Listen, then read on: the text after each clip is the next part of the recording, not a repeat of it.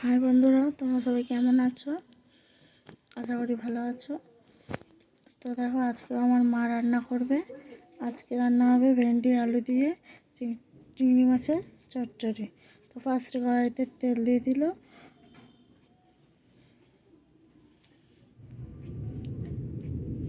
তারপর চিংড়িটা ভালো করে ধুয়ে পরিষ্কার করে নিয়েছে। এবার পরিমাণ মতো নুন আর হলুদ দিয়ে মাখিয়ে নেবে।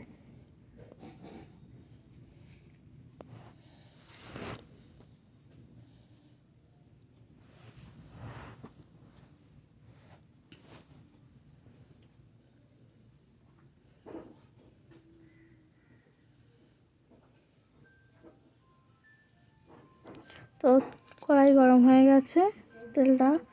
এবার চিংড়ি মাছগুলো মাখানো চিংড়ি মাছ নুন হলুদ দিয়ে চিংড়ি মাছটা দিয়ে দিল। দিয়ে খুব বেশি করে ভাজেনি, হালকা করে ভেজেছে।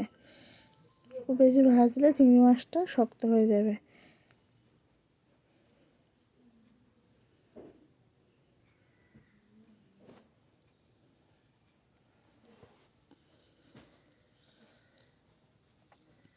চিংড়ি মাছটা ভাজা হচ্ছে, দেখো এবার প্রায় ভাজা হয়ে গেছে।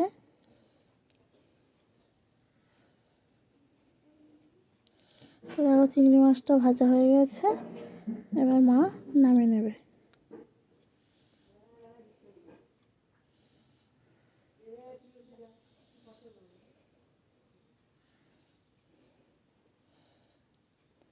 একদম চিংড়ি মাছ ভাজা হয়ে গেছে। তো এবার নামিয়ে নিল চিংড়ি মাছটা।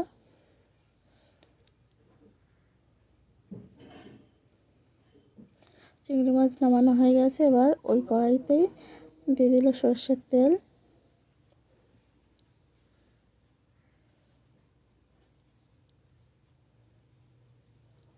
আর পেঁয়াজ। এবার দিয়ে দিল পেঁয়াজ কুচি।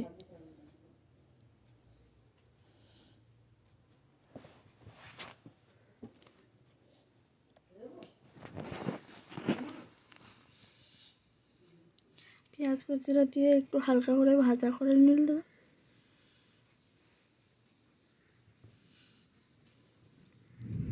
পেঁয়াজটা একটু হালকা ভাজা হয়ে গেছে। এবার থেতো করা রসুন আর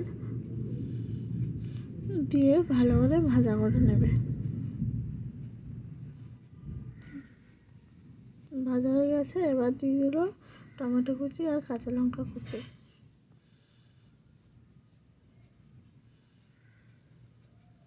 টমেটো কাঁচা লঙ্কাটা দিয়ে হালকা করে ভাজা করে নিচ্ছে। এবার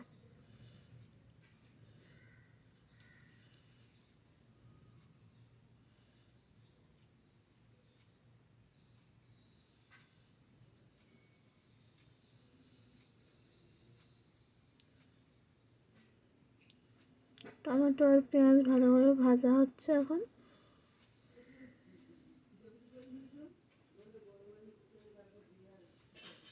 পেঁয়াজটা হালকা করে ভাজা হয়ে গেছে। পেঁয়াজ টমেটো কাঁচা লঙ্কা রসুন।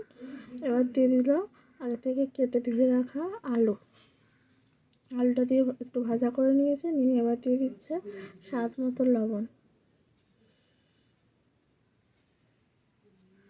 আর পরিমাণ মতো হলুদ।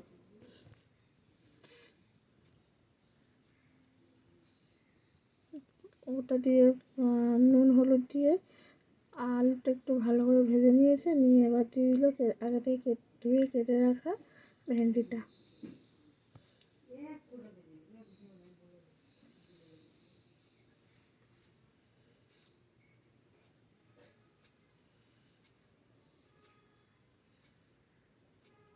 এদিকে ভেন্ডি আলু ওটা রান্না হচ্ছে। এটা প্রায় রান্না হয়ে গেছে।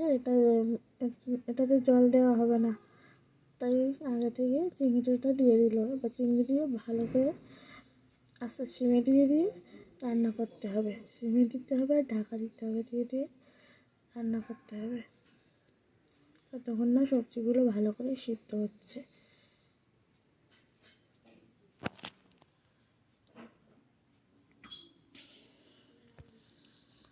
দেখো আমাদের ঢ্যাঁড়স আলু ভেন্ডি চচ্চড়ি রেডি।